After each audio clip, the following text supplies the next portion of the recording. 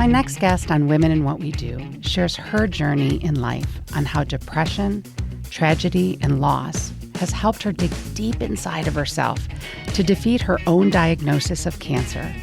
And now she has the courage and the strength to talk about it and write a book and help others along the way.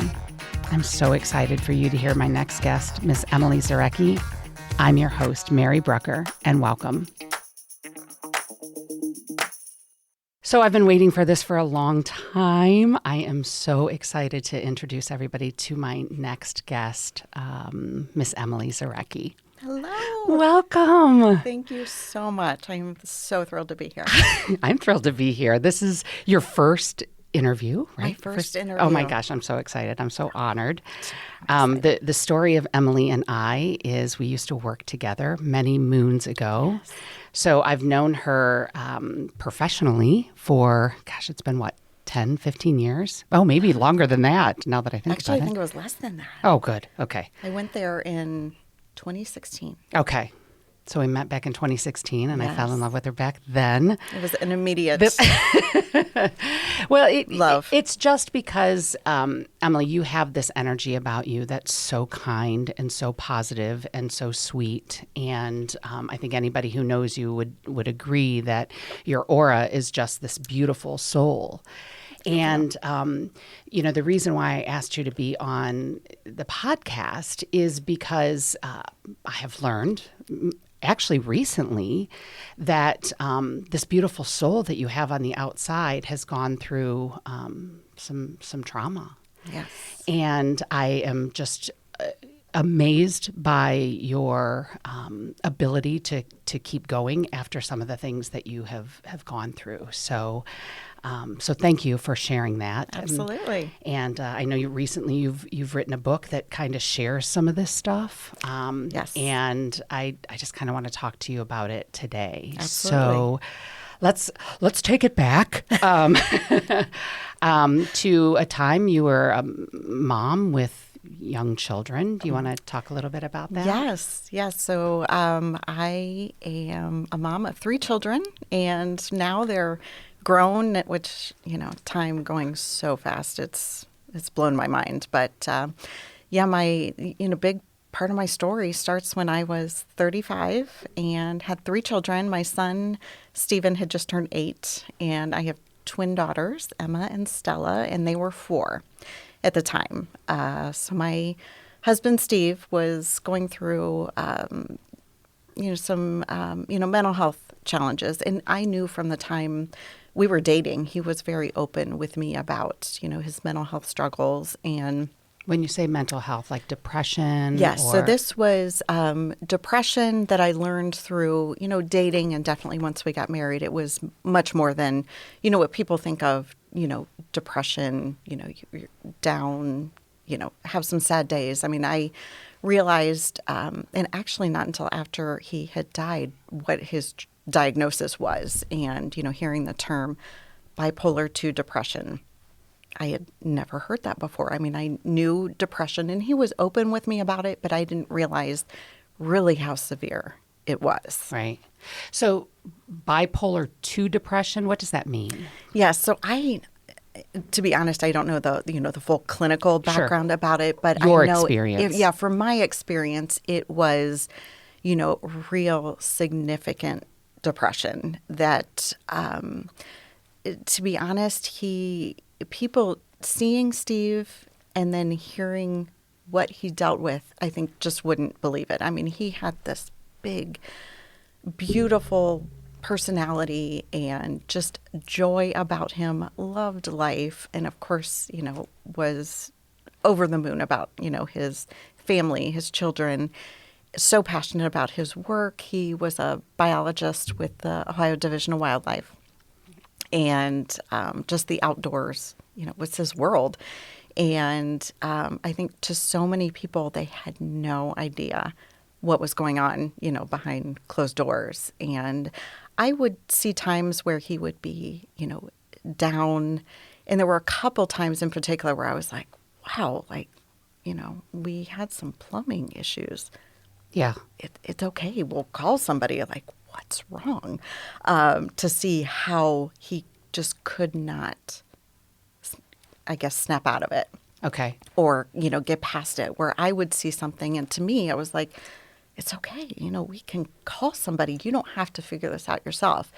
So then what did depression look like in your house with him as Yeah. a wife? So for the majority of the time, didn't really notice it Okay. a lot. I mean, once he was properly diagnosed and got on the right medicine, I mean, it really changed things. He was on a typical antidepressant that a lot of, people are on. And I think it was after his father died. He really, struggled, and he thought, we were dating at the time, that, things were going so well. And he took himself off his medicine because he thought, you're helping me, everything is good. And then when his dad passed away, I mean, it was just a realization like, okay, this is bigger than I thought. Yeah. And Or anything you as a wife could probably manage. Absolutely. I thought, it's okay that you're on these medicines. It's not a bad thing. I had issues with, irritable bowel syndrome. I took a medicine. Right. I equated it to the exact same thing. I'm like, this is something physically wrong. And so you take a medicine to help. I didn't see it as something different. There are so many people that see the mind body separately. And when you're talking about mental illness, they don't see that necessarily as the same physical Right. issue. I did from the beginning. I mean, it just never worried me, never struck me as something that you need to deal with differently. You see a doctor who is a specialist. You take your medicine. If you need counseling, I mean, that's Right, yeah. your treatment plan where, for me, whether it was a stomach issue or later when I was diagnosed with breast cancer, I saw a specialist, knew the treatment plan. So I didn't see it as anything different to me. So did he ever get back on medicine? He did. And there is, one story, in the book where, we had a real, significant, where I didn't realize it, but he was suicidal. And it happened over that issue with plumbing at our house, where he just couldn't figure out how something, and I don't remember the details about it, but how to correct some issue. And it was over a weekend. And I was like, well, call the plumber. It's not a big deal. But, I mean, he just could not get past it. And, we get through the weekend. I could tell he was, really bothered by it. But I was trying to encourage him, we'll get it figured out. And kind of jumping into that story I share in the book, I was, Monday morning or Monday at work, I was wrapping things up, was getting ready to leave, pick my son up at daycare, and the phone rang. And I looked over at it, thanks to the beauty of caller ID, Right. and I didn't recognize the number, but there was something in me saying, answer the phone. And this woman answers, introduces herself, and she says, your husband is with me.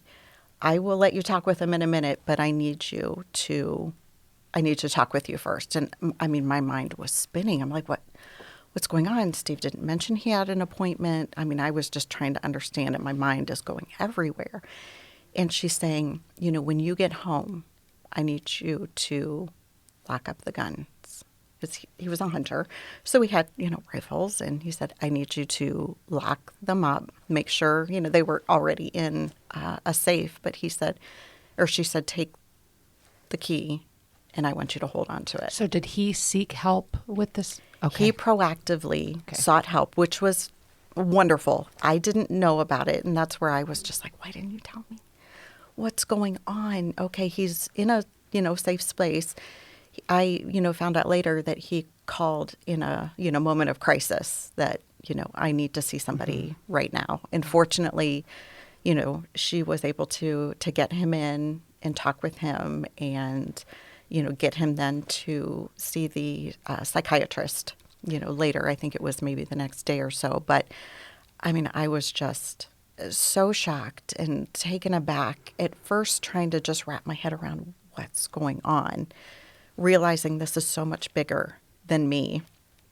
and him. Right. And I was so grateful he got help, but it was also I'm your wife. I'm here. Yeah. I'm here to And help don't you. you Why think can't that you let me in? sometimes it's harder for men to kind of talk about their feelings and what's going on in their head because they have the control in their head and Yeah. everything's under control. And I know that he sought help, and I know that he went through counseling, and I know that he was on medication. But the story of this is not. It's Right. He did. He got help. He got that, correct diagnosis and was on the right medication for the, bipolar 2 depression. And he then did really well for many years. So it was later that year our twins were born. And, life was, beautiful. I mean, of course, it was busy and with twins so and another tough with yeah. 2 careers. Yes. And our son was 3.5, and we have twins, and it was crazy but beautiful at the same time. And life was great. And it wasn't until we had another difficulty was 5 years later. Okay. We jumped to early 2009. Steve was pursuing a certificate for geographic information systems. So he was going to be doing more map-related work, within his job as a wildlife biologist. And it was almost as if I saw what it might have been like for him in his master's program. I mean, when he went into a project or something, he went all in. And I could just start to see where I'd review, a paper or project he was working on, what, I could review about it. But he'd have me take a look at it, and I'd be like, Steve, this is good. This is really good. And he was like, I don't know. I'm like, hey, this is good. Really good. You've got to take some pressure off yourself. And so it was at that time he was going through that certificate program that he reached out to his doctor. He was like, I don't know if one of these medicines is really working like it did. Do you think the pressure was, Yeah, it was the pressure and so much pressure he put on himself. Right. And I was like, which was kind of the story of his life. It right? really was, yes. And so I, would encourage him. I'm like, reach out to your doctor. There are other medicines. She's obviously the expert. And so they did. They worked together to try, a couple different medicines. And it was later that year. So that was starting in, January of 2009, where he's reaching out to his doctor and they're trying a couple different medicines. But as we're getting to early summer, I'm starting to get a little concerned that he's on his 3rd medicine in what seemed to be a short amount of time. But, I was thinking, like, he's working with his doctor. She knows more than I do. I'm in communications and marketing. I'm, not a physician. So I'm, trying to lean into the science and the trust for her and what she's doing with him. So I was just trying to kind of stay on top of it with him, but I definitely shared concerns. Like, you've been on 3 medicines in, 8 months. So it was about that time that it hurts me in my soul to have you say this. Yes. But something happened that was beyond your control or anybody's control. It was. So he, just a week and a half prior, had started the 4th medicine that she had put him on. And that morning, I was headed to work. And Steve, was always up and, early in the morning. And he was kind of lingering at home. And I was like, are you doing okay? And he was just like, I'm just exhausted. I'm not sleeping well. I said, why don't you stay home? The house is going to be quiet. You can sleep. I know you're not sleeping well. Why don't you stay home? And I left and thought, okay, we're going through another rough patch, but we'll get through it just as we always had. And so that afternoon, I driving home, and from our road, we lived kind of out in the country, and he always parked his truck out on the driveway, and I didn't see his truck there. So I was like, hallelujah. He probably felt well enough and wanted to get out. It was a beautiful day. Hopefully he's out on the lake, fishing or just out there, being in nature, healing that way as well. So I, first got home and it was just like I could breathe. I was like, okay, he's doing what he loves to do. Yes. So I, pull in the driveway my normal way, and I always parked in the garage. So I, hit the button. Nothing happens. I'm like, oh, that's weird. It's not working. All right, fine. I'll just park the car, get out, a jug of milk with me, my bag. So I just head to the side door, and I'm just kind of head down, getting there, and I go to turn the knob, and the door's locked. I was like, what in the heck is happening here? And the door's locked, so I just went around to the front of the house and, walked in the door that way, unlocked the front door, walk in, and I'm hit with the smell of gasoline, and I was like, no. What I think, no, this is not happening. I mean, I was just in denial. I just kind of dropped everything. I'm starting to just run around the house. Every room, I'm looking in the kids' rooms, our bedroom. So I go, we had a lower level. I'm going where his office is. He's not there. So I'm kind of pacing in the kitchen and in our kind of main entry area. And I was like, I got to look. I was like, I don't want to. We've got a propane tank. Maybe there's something else. So I look in the backyard. I'm like, this is not it. And I was like, I have to look. So I walk down that hallway, and I open the door, and there he is. Oh, my God. And in whether it was shock, I just slammed the door shut and started pacing again. I was like, what do I do? I don't know what to do. I think I know what's happening, but I don't know what to do. I call my mom. I get her voicemail. Oh, gosh. Yeah. I knew they were just back from a trip. I was like, seriously? Okay, I probably have to call 911. Yeah. But the shock and it was all, I just remember feeling like I don't know what I'm supposed to do here. Right. And I'm pacing, and I was like, I just don't know what to do. I'm by myself. And so I pick up the phone. I was like, I probably have to call 911. So I call him. And uttering what happened, because they say, what's your emergency? I'm like almost nauseous. And I say, hi, I just got home from work. I think my husband died. I think my husband committed suicide. And I just wanted to throw up. Yeah. And she's like, where is he? And I told her. And she said, can you go up to him? I was like, I really want to, but I'm so scared. She said, I'm on the phone with you. Can you try? I'm like, okay. So I opened the door again. And I remember being struck in this dichotomy of panic, but seeing him look so peaceful, like he just fell asleep in his truck. And she said, okay, can you go up and check his pulse? And I felt like my legs were cement. I couldn't move. I said, I really want to. I'm so scared. And she said, it's okay. I'm on the phone with you. I was like, okay. And so I tried to step, down into the garage, and I couldn't. And I said, I'm so scared. And she said, honey, it's okay.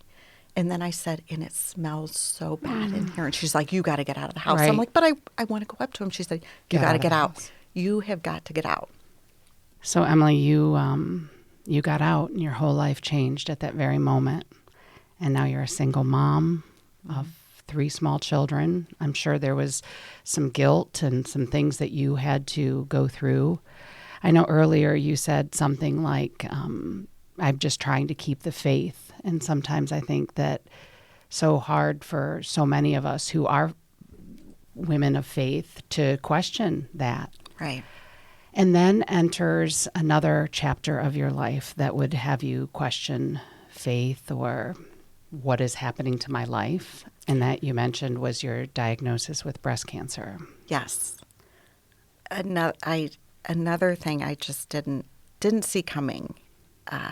Even though we do have breast cancer in our family, it was a complete shock. So we were in the throes of COVID, and I had delayed my mammogram by a couple months, but I thought, all right, I've really got to do this. My mom was a nurse, so she was always on me, whether it was a dentist appointment or, your annual physical, whatever it was. So I was like, all right, I need to schedule this. So I scheduled it for, I think it was probably, early October. Just went in and had my mammogram, and I got a call, a day or two later saying, we need to do some follow-up testing. And to be honest, it was, okay, here we go again, because this had happened the year before. Get my mammogram, I got called, and they're like, we need to do some follow-up testing. Right. You have dense tissue. I was like, It's so scary. Just yeah, now? right. I mean, I've never heard that before. Okay. So I felt like, okay, here we go again. And I'm also Everything's going to thinking, be fine. it's fine. Yeah. I did this before. Right. I've got to have a follow-up ultrasound. Which is great for people to hear, because oftentimes we think, here we go again. Right. But what happened the second time? What happened the second time was we see something.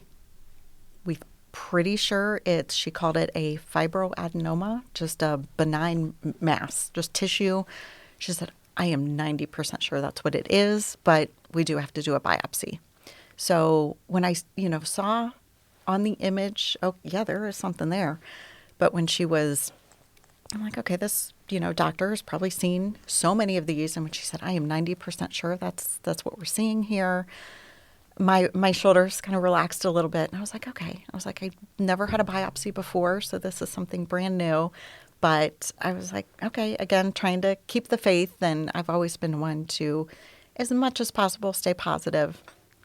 A couple days later, had the biopsy, and they waiting to get the results. And I got the call from my doctor's office a few days later that I did not expect. Which was? And it was, You have you fish. have cancer. How do you swallow that, Em?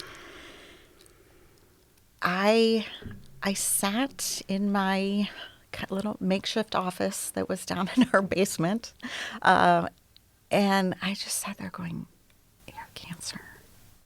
And then your journey begins. And the journey begins. Another journey begins. Yes. And this time it was all being focused on yourself, which you weren't used to, because you've No. spent your whole life taking care of and nurturing others around you. who That's have right. Your mom had cancer, and Mm-hmm. of course the situations with your husband. So now it's time to focus on yourself. Right. It was a very unusual place to be in, because, yes, I'm the mother, the nurturer, the wife, taking care of everyone else. And then when it was suddenly me, I was like, I don't know what to do here. This Yeah. is so foreign. And, realizing that I was going to need to lean on other people and depend on others just felt so foreign, because it was always like, well, I'll figure this out. We'll, figure out what we needed to do. I was not used to being the one in that position to need the help and to be accepting of others' help.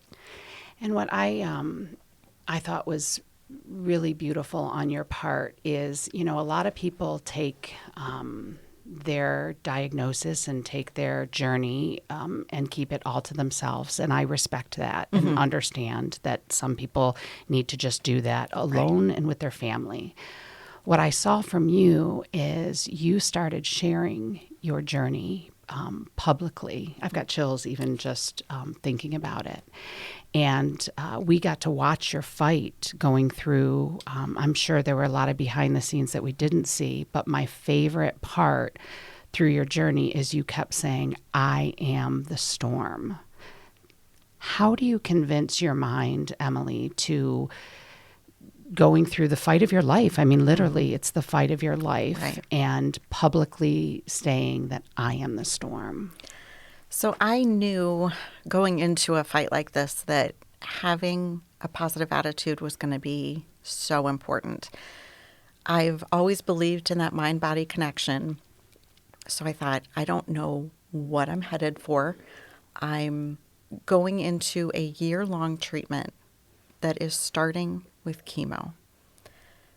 I watched my mom go through chemo, and she seemed to handle it relatively easily. So I was like, okay, I've watched Mom.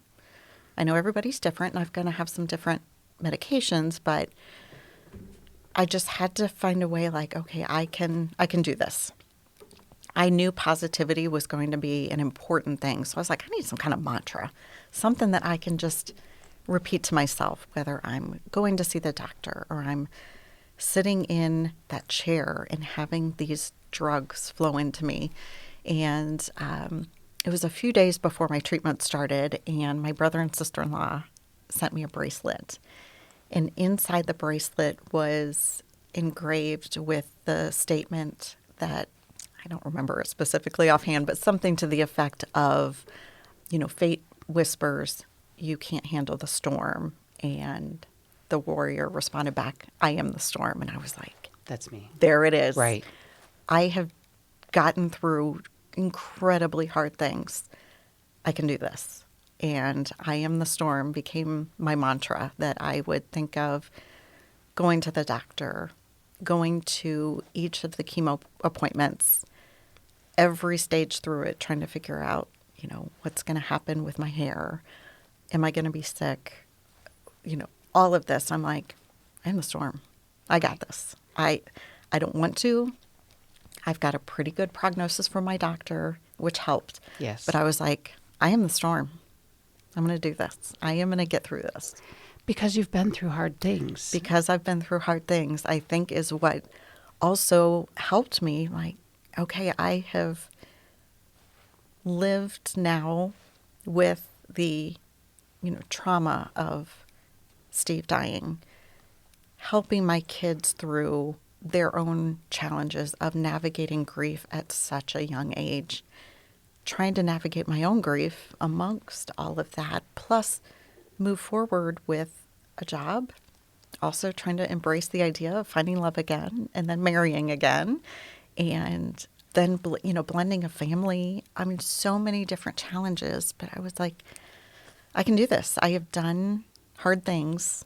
I can do this. I won't be alone, but I'm the storm. You are the storm. And what I find so inspirational is now you're sharing your story. Yes. Because there's a lot of us out there that go through the storm, right? Like people deal with spouses who have mental, illnesses or suicides or cancer or all of these things that one human, yourself, has had to go with. Right. And now you're using all of this with your great spirit, because through it all, you've had this amazing spirit to help others. Yeah. And that's where Golden Scars have come from, which Yes. is your book. It's beautiful, and I'm so excited to read it and get into it more. I think that people understanding how trauma doesn't have to stay with you forever, right? Yes. Like what is kind of the basis of your message in your book? Yeah, so with the book, I really wanted to, open up and share my story. And because I realized as I was going through those different challenges of my life, I was reaching out and trying to find those other people who are going through some of the similar things. I knew I wasn't the first to lose my husband at a young age. I knew we weren't the first to navigate mental health challenges or children going through grief. So throughout all of those challenges, I was reaching out and looking for other people who had gone through different things like that, and made some incredible connections with other widows, other, men and women who have had to navigate, grieving children, or, now as I was trying to navigate a cancer diagnosis and treatment, I was looking online for those other people who were sharing their story. And I realized as I was getting through treatment, I was kind of on the near end of treatment, and I had a dear friend say, you need to write a book. And I thought, the idea of that just seems so daunting. I mean, I'm a writer as a profession. Yeah. So the idea of writing something so deep, but also just so expansive, it's not a press release I'm writing or a short pitch to, someone in the media to say, hey, cover this great story from my client. It was a book. And I just thought, Of your life. yes, Like detailed, very private detailed things of your life. Right. And I thought, I don't know. And then as I start warming up to the idea, I'm like, well, I can talk about my cancer journey. And then, the same dear friend, she's like, that's not all of your story. And I was like, how in the world am I going to put all of this into a book? And, but there was just something in me to say, I learned so much from other people that I reached out to and read their stories or engaged with them on social media. And maybe someone will, learn something from my story and realize they're not alone, or realize other resources or ways that they can continue moving forward with their life, because that's what it's all about is Yes. You have to move forward. And I always made a distinction between moving on and moving forward. Oh, that's And good. I really thought that moving on felt like I want to just leave it here. I just want to dump this baggage and walk on. Yep. Where I don't want to leave anything behind from, the taking care of, my husband, Steve, and trying to, help him, be healthy and continue on with life. Because we're women and that's what we do. That's right? what we do. I don't want to leave any of it behind. As Right. hard as it was, I want to take all of that with me. And if there's any part of my story that helps another person, it was worth it and more. And why is it called Golden Scars? So when I was early in my widowed journey, I was a couple years, into it, and I was scrolling on social media, and I saw a graphic about kintsugi. So it's a Japanese art form where a broken object is repaired with gold. And I just immediately loved that, just the symbol of how we go through so many difficult things that feel like they've broken us. And you can't stay broken. You'll just stay stuck in life, I really believe. And to see that we're rebuilding our lives and not hiding the scars. That's what I really love about it, is that the brokenness of that object is made beautiful and made part of its story. So you can still see every crack, but it's been filled with gold. It's stronger and beautiful. And I thought, I love that. I absolutely love just that whole concept in the symbolism of the strength of humanity and how we can get through really hard things that you don't think you will be able to get through. And then it becomes part of who you are. And so whether it was the internal scars I felt like from losing Steve and grieving and trying to help my children through it, to then the physical scars from breast cancer, I thought there's got to be a way I can incorporate that idea in the book. And as we got to the point of thinking through the title, I, this long list, and then I kept thinking, there's got to be something golden. So I, worked with it, and then it was together with the my book editor and the graphic designer. We together came up with Golden Scars. Well, the graphics of the book is beautiful. Your story is beautiful. Thank and you you. know that I think you are a golden gem. I'm so grateful you could join us today. I think that your story is going to resonate with a lot of people, and your scars can help others. So thank you so much for being here. Thank you for having me.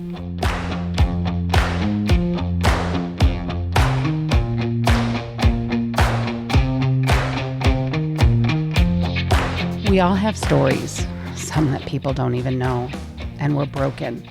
And we all have scars that should be filled with gold.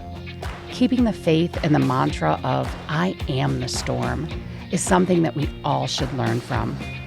Thank you again to my beautiful guest, Miss Emily Zarecki, where you can get more information on her and her book, Golden Scars, at emilyzarecki.com. I'm your host and producer, Mary Brucker. with my incredible executive producer, Mr. Chris Pfeiffer. If you have any questions, a story, or know somebody whose story should be heard, please contact us at wgte.org/whatwedo. And remember, speak up. We do.